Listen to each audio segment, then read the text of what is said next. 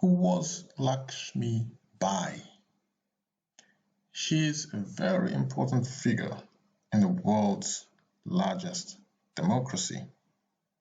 Coincidentally, less than 100 years later, another very important person was born in the same country.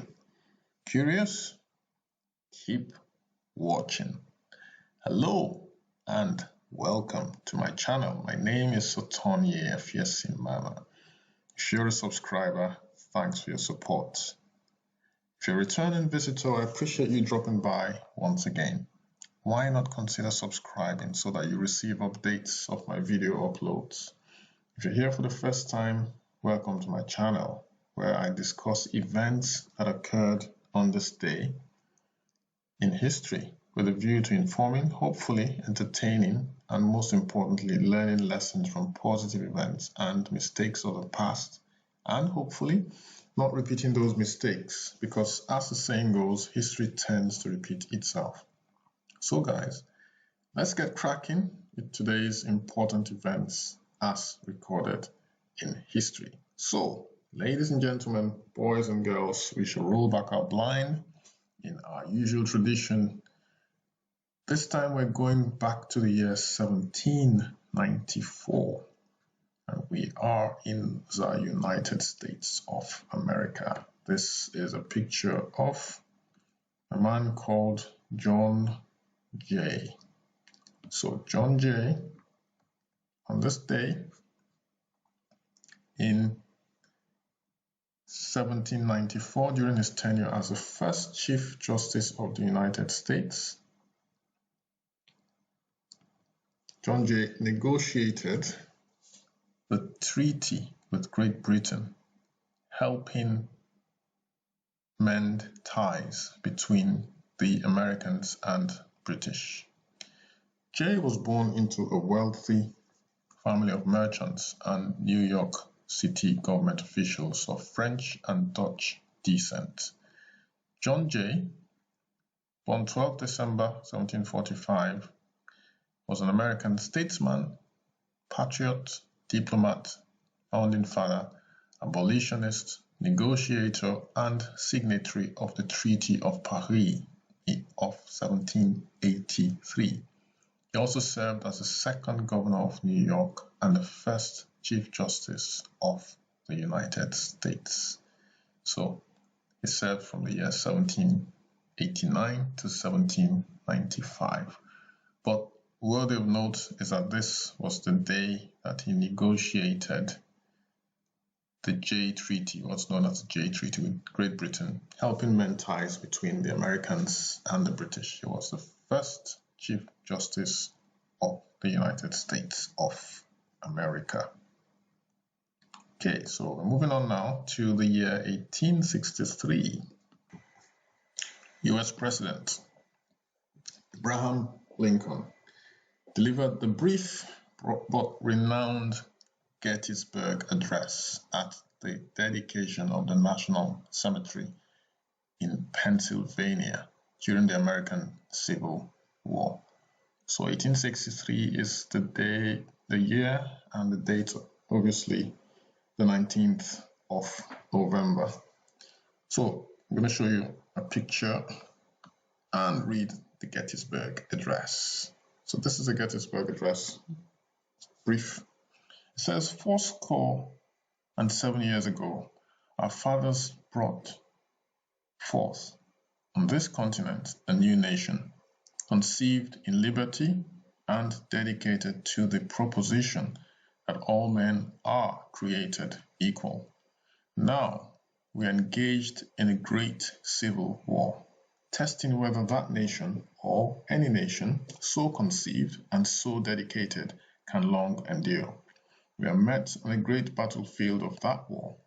We have come to dedicate a portion of that field as the final resting place for those who here gave their lives that that nation might live.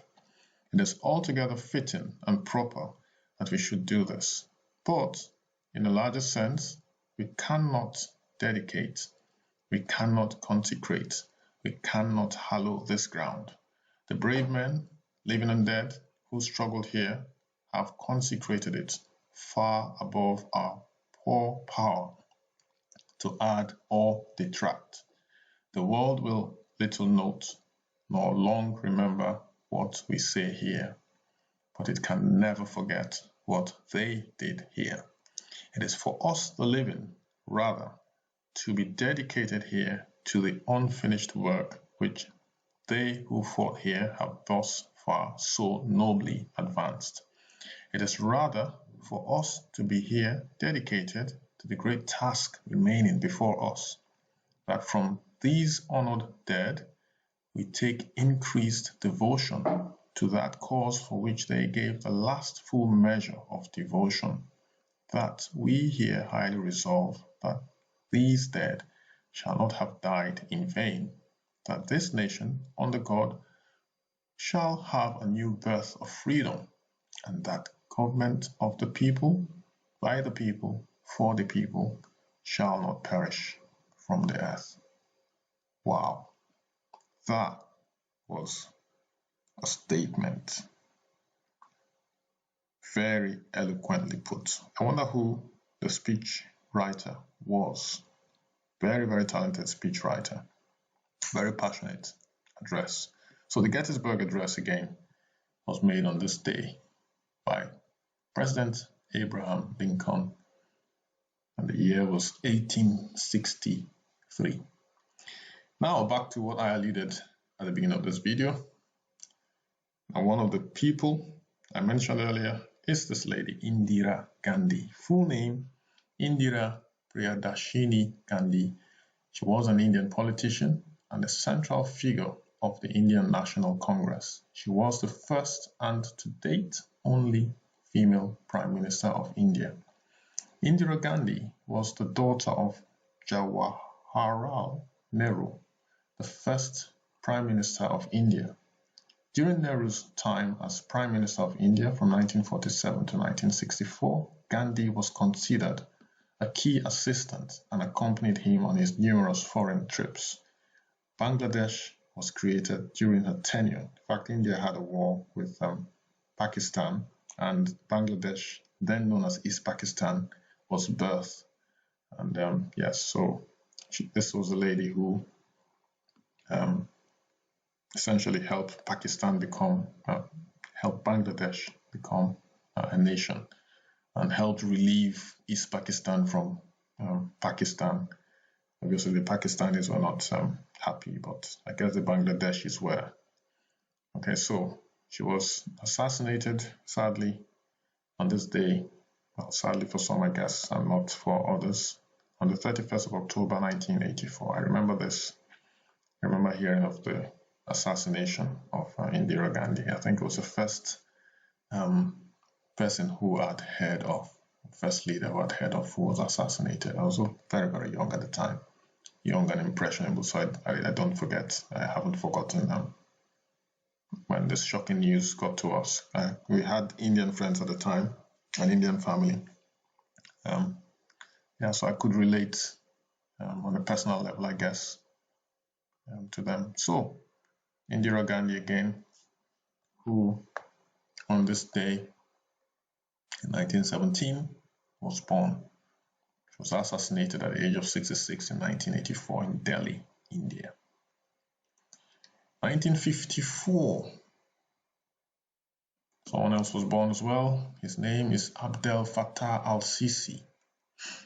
He was an Egyptian military officer who became Egypt's de facto leader in July 2013 after the country's military removed President Mohamed Morsi from power following mass protests against his rule.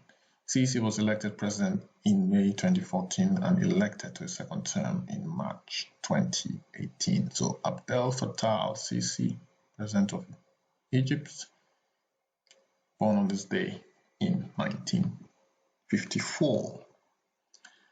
1828, Lakshmi Ba. This is a bit anachronistic, but pardon me.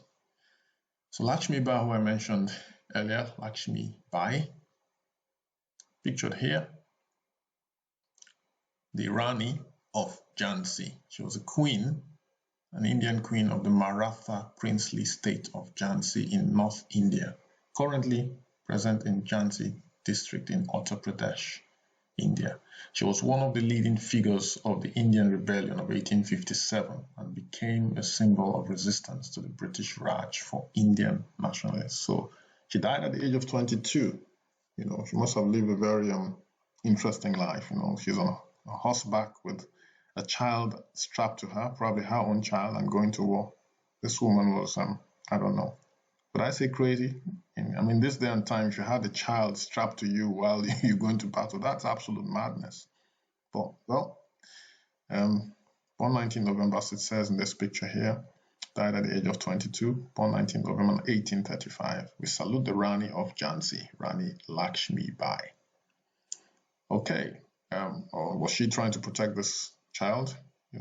I don't know.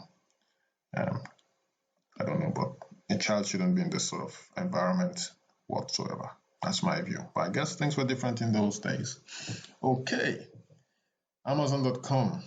On this day, they began selling the Kindle, a wireless electronic reading device that played a key role in popularizing ebooks. So the year 2007, the day November 19th. Sadly, that's Bobby Brown's son, Bobby Brown Jr., aspiring musician. He died today, sadly. Suspected drug overdose. Still, investigations are still being carried out. Reports that he died as a result of over partying, so too much partying. It's also noteworthy that Nick Gordon, who was Bobby Christina's boyfriend, so her sister, her younger sister's boyfriend, died in January this year at the age of 31. Whitney Houston, his stepmom, also died. Those drugs in her system when she was found in a bath. Same way his sister Bobby Christina died, drugs related. So it just it seems to be a tragic family. So over the last decade or so, Bobby Brown has lost his wife, lost his son, lost his daughter, and his daughter's boyfriend. 4 people connected to them have died.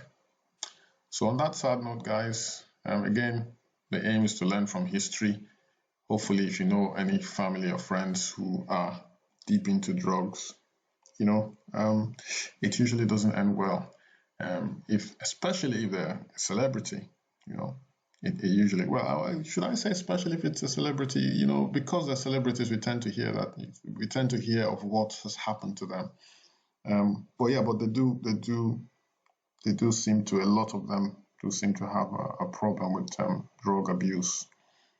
So whether you're a celebrity or not, pay attention to that person who is acting strangely, who has been hooked on drugs for such a long time that you may not even consider it anything serious to try and wean them off drugs. It's not likely to end well. So this is one of the reasons why I created this channel, to for us to learn from history. So sadly, a young aspiring musician has lost his life, very likely as a result of drugs. On that note, folks, we have come to the end of today's Today in History for the 19th of November. Do stay safe, take care of yourself, and I shall see you tomorrow, November 20th, for another edition of Today in History. Bye-bye.